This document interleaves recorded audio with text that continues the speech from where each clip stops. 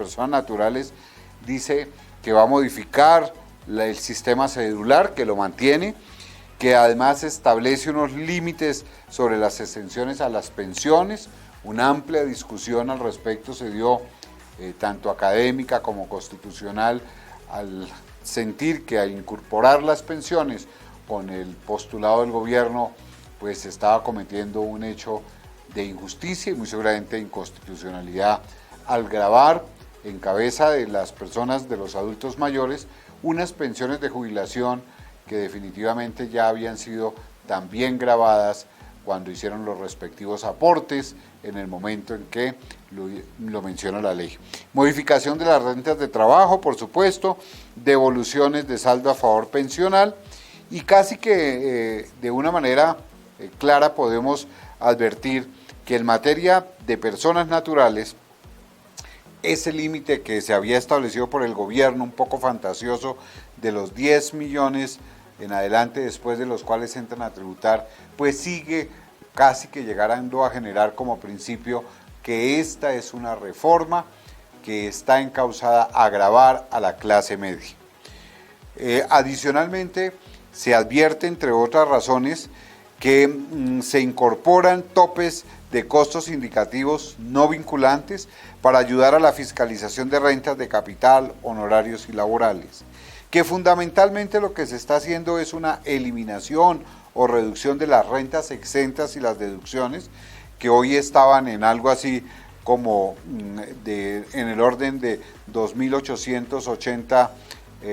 VTs, y que solamente entra a reconocer con la reforma 790 VTs, que específicamente frente a las deducciones que se contaban que antes podían llegar a 5.040 VTs, hoy solamente se llega a 1.340 y 72 que se adicionan ahora con la ponencia correspondiente a los máximos dependientes que puede tener una persona, que son 4. Fundamentalmente el hecho de advertir que la tributación de los pensionados solamente llega al 2%, sin embargo, pues por supuesto que antes la deducción era sobre 12.000 VTs y hoy se circunscribe a 1.790 VTs, es decir, allí está uno de los elementos grandes de la tributación. La depuración de costos, gastos, rentas exentas para llegar a la renta líquida gravable es uno de los postulados que se hacen, y además era una gran discusión que se dio en comienzo si había una forma independiente y aparte para gravar los dividendos y las ganancias ocasionales. Hoy vemos que queda incorporada en la misma canasta y por lo tanto la tributación, y en eso no hubo ningún tipo de modificación. El otro impuesto que grava a las personas naturales de una manera relativamente importante, y diría muy importante, es el impuesto de patrimonio, que se propone que sea de carácter permanente y que además tenga unas tarifas marginales, tarifas que se establecen y que muy seguramente podrán ser efecto de pues todas las modificaciones que se quieran, pero tal vez el punto de la gran controversia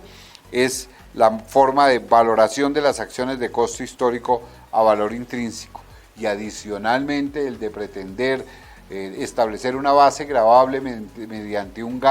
cálculo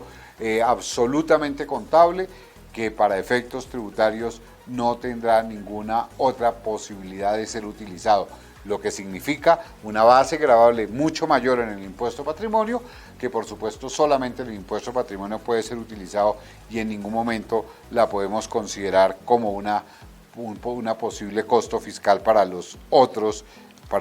impuestos.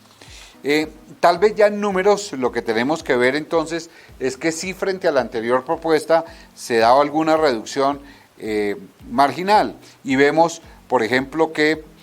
frente a lo que hoy tenemos, el crecimiento de la tributación de las personas naturales ubicadas en ese rango de los 10 millones de pesos, es decir, la clase media, tiene un incremento del 15.21%, en la medida en que, si bien se establecen algunos efectos que suavizan el crecimiento de la tasa de tributación, el aumento hecho ya sobre la base de una simulación nos da la suma correspondiente. Pero cuando se trata de ganancias ocasionales, a pesar de que allí podría darse alguna mejoría, el aumento real de la tributación para las personas naturales es del 27.57%. Eso es lo que cambia y en lo que las personas naturales deben aportar. Estamos de acuerdo, y así lo ha dicho la OCDE, y así se habla en la teoría del derecho tributario, que la persona natural por esencia es la unidad de la tributación y que en ella deben reposar la totalidad de las rentas, pero esas rentas adicionalmente por costumbre constitucional tenían un mínimo vital como deducción y unas exenciones y deducciones que hoy se limitan para efectos de poner a tributar a las personas naturales. Se dice que el aporte es realmente menor si comparamos con el de las personas jurídicas, pero por supuesto, si la tributación de las personas jurídicas es del 35 al 40% y son en una proporción mayores tributantes, seguirán siendo todavía el 80% de la tributación colombiana.